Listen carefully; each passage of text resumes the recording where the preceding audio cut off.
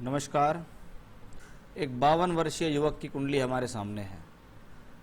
आइए देखते हैं इनकी कुंडली में कौन से ग्रह की स्थितियां कहाँ बैठी हैं, क्या उनके होने वाले हैं परिणाम, क्या चल रही हैं इनको दशा, उनके क्या फल मिलेंगे और आपके जो सवाल के जवाब हैं वो भी हम आपको इस वीडियो में देंगे। वृषभ लगन की कुंडली है और वृश्चिक राशि में चंद्रमा बैठे हुए हैं। लगन के स्वामी शुक्र और राशि के स्वामी मंगल। चंद्रमा 28 डिग्री 40 मिनट का होके नीच का है, नीच का चंद्रमा है। मंगल की राशि में जब बैठे चंद्रमा तो ये इरिटेशन और एग्रेशन दोनों देता है। 28 डिग्री 40 मिनट का चंद्रमा हो तो ज्येष्ठा नक्षत्र में आपका जन्म हुआ, जिसको हम मूल का नक्षत्र भी कहते हैं। चलिए, ये तो था आपकी चंद्रमा की स्थिति, जिसके कारण हम जान पाएंगे कि आपको जन्म के समय पे बुध ग्रह की महादशा थी, जो कि सिर्फ अगस्त 1970 तक ही चली। तो बुध की महादशा में आपका हुआ है जन्म।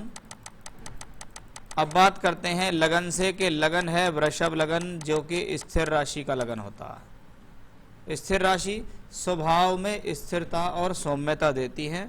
व्यक्ति जीवन में किसी भी चीज की प्राप्ति के लिए इंतजार कर सकता है।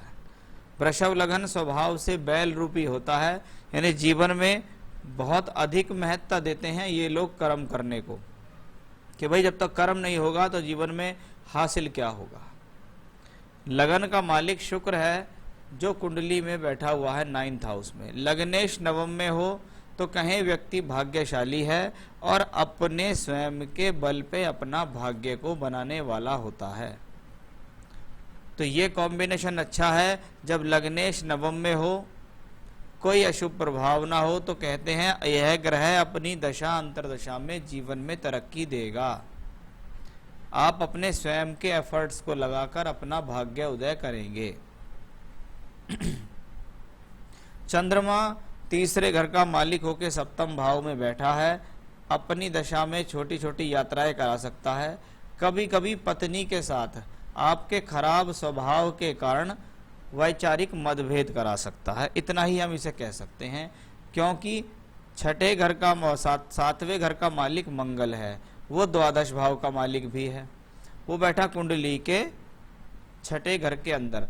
मंगल छठे में हो तो बहुत अच्छा होता है, व्यक्ति को साहसिक और परिश्रमी बनाता है। ऐसा व्यक्ति अपने स्वयं अपनी साहस के बल पर जीवन में अच्छी प्रगति प्राप्त कर सकता है, क्योंकि उसके अंदर हिम्मत बहुत होती है। वहीं दूसरी तरफ ये कॉम्बिनेशन पत्नी के साथ कुछ मतभेद, पत्नी का कुछ स्वास्थ्य खराब होना, ऐसा यहाँ देख सकते हैं। 7th का मालिक छठे घर में बैठकर जब 12 को देखे तो ये मंगल की दशा आपको जन्म स्थान से दूर भी ले जा सकती है। काफ़ी टूर ट्रैवलिंग्स करा सकती है, लाइफ में स्ट्रगल करा सकती है।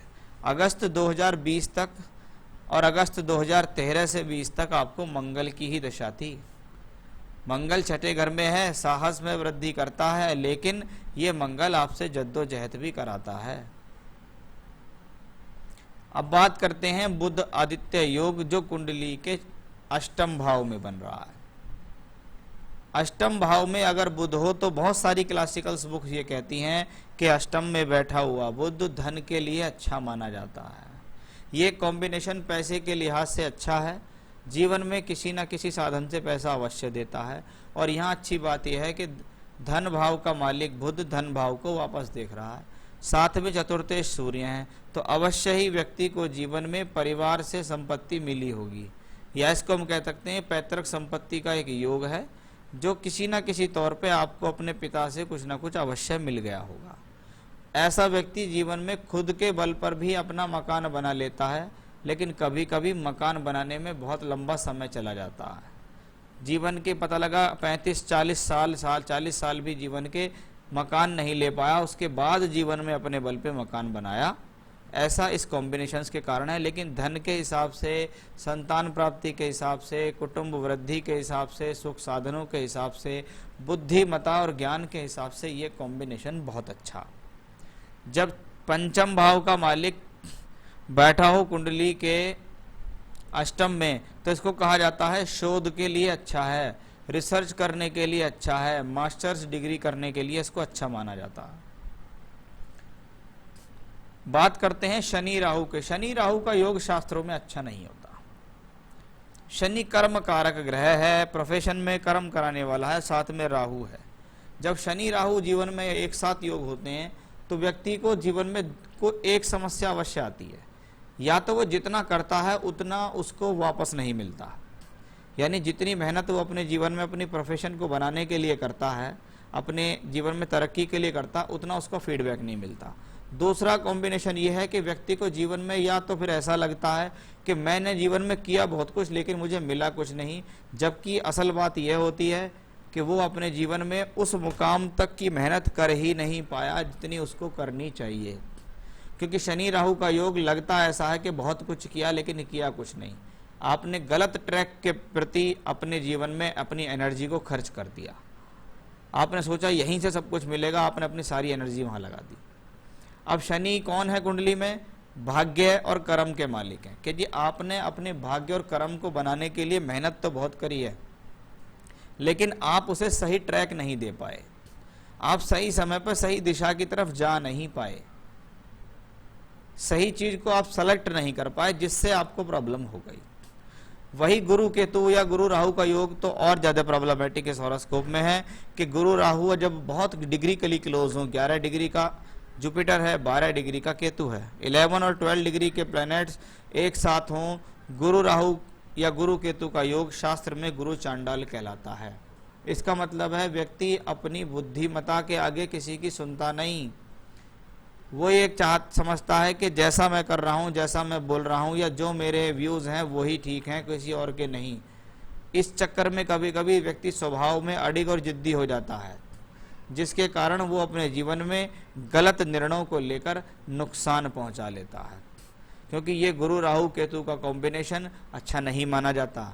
जब ये बुद्धि स्थान पे बैठे तो व्यक्ति अपने जीवन में अपनी बुद्धि से ऐसे फैसले लेता है जो उसको नुकसान देते हैं, जीवन में आगे नहीं बढ़ने देते हैं।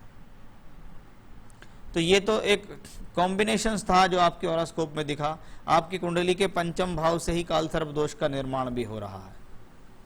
आप जीवन में अवश्य ही एक बार नासिक या उज्जैन महाकालेश्वर मंदिर जाइए और वहां जाकर काल सर्प दोष का निवारण या पूजा अवश्य कराइएगा।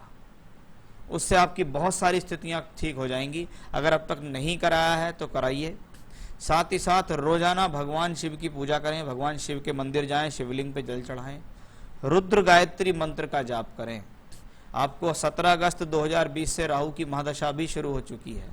ये वही राहु केतु हैं जो शनि और बृहस्पति को दोष लगा रहे हैं। इसलिए आप रोजाना रुद्र गायत्री मंत्र की 3 माला का जाप रुद्राक्ष से करें।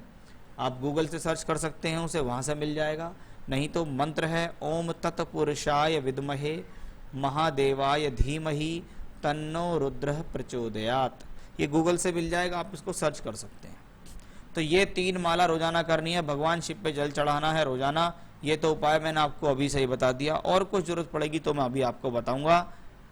आइए बात करते हैं राहु की महादशा की कि Rahu planet in 11th house expected bye Jupiter is also 11th Lord, यानी राहु यहाँ बृहस्पति की राशि में योग कारक शनि के साथ है, बृहस्पति से दष्ट है। राहु की दशा धनदायक होगी। राहु की दशा में धन मिलेगा, तरक्की मिलेगी, प्रमोशन पदवी मिलेगी। लेकिन जब गुरु केतु और शनि राहु हो तो अपने एक एक स्टेप को भली भांति सोच विचार करके लेना है। जल्दबाजी में नहीं लगना है, जल्दबाजी नहीं करनी है, क्रोध नहीं करना है, सलाह लेकर कार्य करना है, दूसरे की बात को भी सुनना है, ऐसा हम यहाँ कह सकते हैं। क्योंकि राहु यहाँ इसी चीज को दर्शा रहे हैं। वो आपकी बुद्धि को भ्रमित करना चाहते हैं, आपके कर्मों को गलत करना चाहते हैं, आपके विवेक को शून्य करना चाहते हैं। उनसे आपको बचना होगा। उसके लिए पूजा मैंने आपको बताई। राहु की पोजीशन नवांश में भी ठीक लगी और दशमांश में राहु बुध के साथ 3rd हाउस में। इसका मतलब राहु की दशा में अवश्य ही कोई ना कोई परिवर्तन या स्थान परिवर्तन आपकी लाइफ में होगा। राहु में राहु शुरू हो चुकी है। अगर आप चाहते हैं कोई स्थान परिवर्तन करना, कोई जगह बदलना या कहीं ट्रांसफर होना, तो आप इसकी फाइल लगा दीजिए।